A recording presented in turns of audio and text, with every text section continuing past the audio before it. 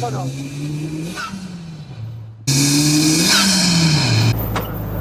Look at that view after driving down the hill at Watson's Bay, especially when you're getting paid for it by some legal practice. That's great.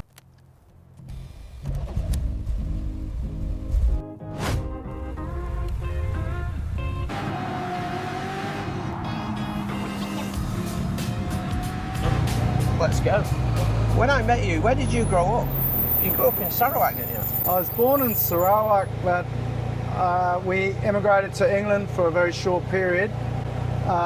Lived in Surrey, and then my father was a doctor, and he was promised this subtropical paradise in New Zealand. And because he was had been working in the tropics, he thought that would be a great idea. So actually, my childhood was, until university, was an early legal career, was in New Zealand. Okay. In North Island. Oh, so you spent most of your life in New Zealand then? Well, my childhood, I suppose, without showing my age, actually, most of my life has been in Australia now. And as you know, we spent some time in Asia, Singapore and Indonesia. Right. Yeah. I've spent more of my life now. I've spent 26, 27 years in Australia now. Yeah. And I was 23 in England, Yes. and I was 5 years in Hong Kong. That's right. Did you go anywhere else other than Hong Kong? No, I was there for 5 years, Right. and then I went back to UK and came straight here. Yep. So I've been here since sort of the end of '98. You couldn't go anywhere now anyway because of your connections, Yeah. the age you are and stuff. It'd be hard to.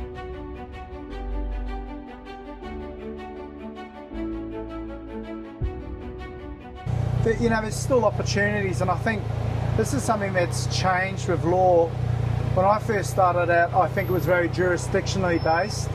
As a young lawyer in New Zealand, I couldn't really see anything beyond maybe, you know, doing that well-trod path from, you know, Auckland to Wellington to London, maybe Hong Kong.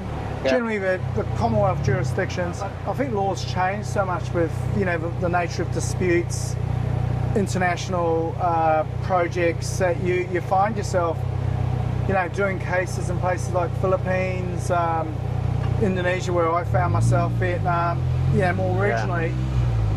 And indeed, you know, if you look at some lawyers, they're doing work in Latin America. Yeah. It's just the nature of global international business. It is. We're doing stuff, as you know, with +3 in Asia. Yep. We're working in the Philippines, Malaysia, Hong Kong, Singapore, Indonesia.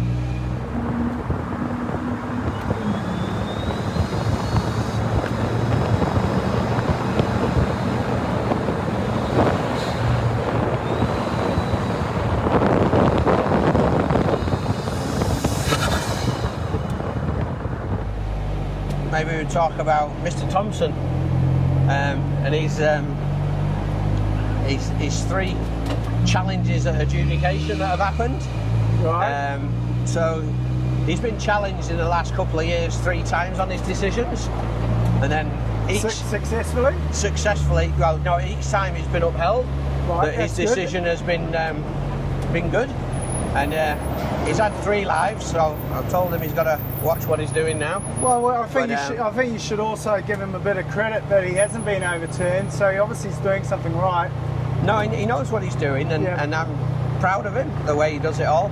And then you get attacked, you do a good job, and then you get attacked by the legal profession. You know, and that's just the nature of the game. Yeah. But you know, we're finding a lot of these decisions now are getting challenged. Nobody wants to pay out money. So, Correct. you know, is there any options? And anyone will challenge it to try and get where they want to go to. Well, You know? I think that's right. I mean, when you look at the intention of adjudication, particularly under the legislation, it is to provide a fast, efficient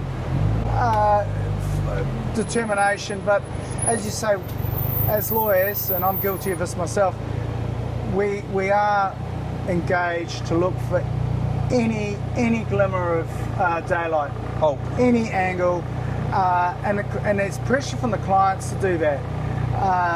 And sometimes it's strategic. Sometimes it might be to take that position to really look at a commercial outcome.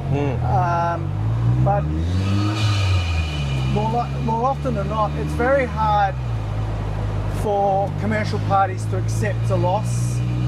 I think this is one of the issues with adjudication as a process.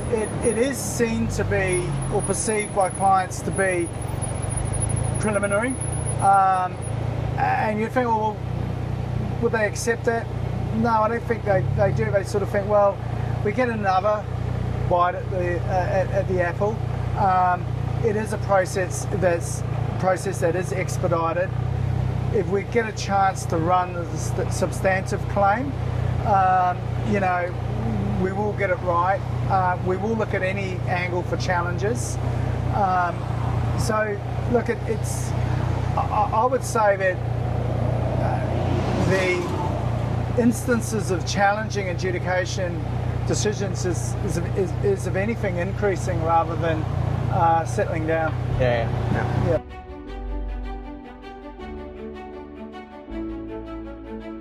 What I say about HFW is you've grown a lot in the last year. I can see it, taking a lot more people, but you've taken on the right people. In my mind, you've taken on some good people that are easy to deal with, and just easy to get on with. That's why we enjoy working with you guys, for that very reason. But obviously, very competent lawyers as well. Yeah, I think you're right. It's been, as I said before, it's been very strategic growth, as you say, getting the right people. One of the areas of strength is because we're very sector focused. In the sectors where we operate, construction being one of them, we are the experts in that space. So we're sort of looking for that consistency of expertise. Yeah, as we were just talking before about Chris Rowden's team joining in Brisbane. It's been a long play. But it's been a very important strategic addition. Queensland has obviously lots of opportunity in the construction sector with Olympics, but even before the Olympics, it's always been a state which has got a lot of mining, energy, natural resources, and it's always been on the playbook. It's always been on the cards to look at a Queensland presence. Will we look at any other states or territories? I'm not sure. I think if the opportunity arises, we certainly will, but it's a very careful, measured strategy in terms of growing. We don't want to grow too fast. We want to build on the successes, which is very similar to, as I understand, what CCR does. Yeah, we're pretty much the same thing. So we're growing very hugely in the West, growing in Malaysia, growing in Singapore now. Everything is based out of Sydney, really. We're doing a lot of Queensland work from Sydney, but we're starting to get more and more in Queensland as we delve into it. And it's just having the right people. Yes. And it's the people that make your business. Absolutely. I think on that note, what we're going to do, we're going to turn it all off now. Yep. So we'll say bye from us. Thank you. Thank you, Tony. Thank you, Nick, for doing it. And we'll see what we do on episode 2. And like and comment and tell us what you think about this. And it's good from us.